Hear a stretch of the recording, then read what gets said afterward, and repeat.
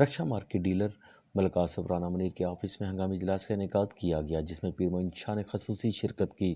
اجلاس میں ملک آصف رانا منیر، سرفراز مدنی، رانا عظمت، صادق بٹ، خرم شہزاد و دیگر عہدیداران نے بھی شرکت کی۔ اجلاس میں رکشا ڈرائیوروں کے مسائل پر بات ہوئی اور یہ طے پایا کہ انصاف امن رکشا یونین بنائی جائے گی۔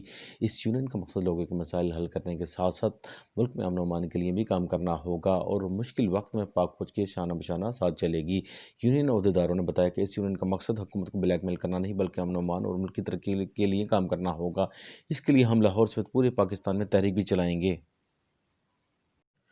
پیر معین شاہ کا کہنا ہے کہ یہ جو انصاف یونین جو ہم بنا رہے ہیں، اس کا مقصد ملکی ایجنسیوں کے ساتھ اور پاک فوج کے ساتھ کھڑے ہونا ہے، غریب رکشہ ڈرائیور جو پسے ہوئے لوگ ہیں ان کی مدد کرنا ہے، اور یہ نام ہے بلیک میلنگ اور سڑکوں پہ آ جانا۔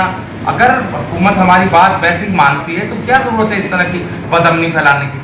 اس لیے یہ وقت کی ضرورت تھی کہ ہم ایسی یونین بنائیں جو پاک فوج کے ساتھ کھڑی ہو، لوگوں کے مسائل بھی ہم حل کروائیں اور لوگوں کو جو پسے ہوئے لوگ ہیں ان کی مالی امداد بھی فنڈ ریز کے ذریعے کراچی سے پاکستانی قوم ہے یہ دینا جانتی ہے، جذبہ ہمدردی ان میں پھوٹ کے بھرا ہوا ہے۔ کوئی بھی موقع ہو اس قوم نے کبھی کسی کو تنہا نہیں چھوڑا۔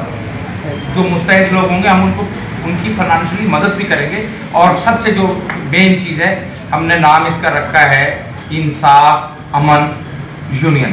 اس کا مطلب یہ ہے کہ ہم اپنی مسلح افواج اور پولیس اور دیگر اداروں کے ساتھ ہم انشاءاللہ کھڑے رہیں گے۔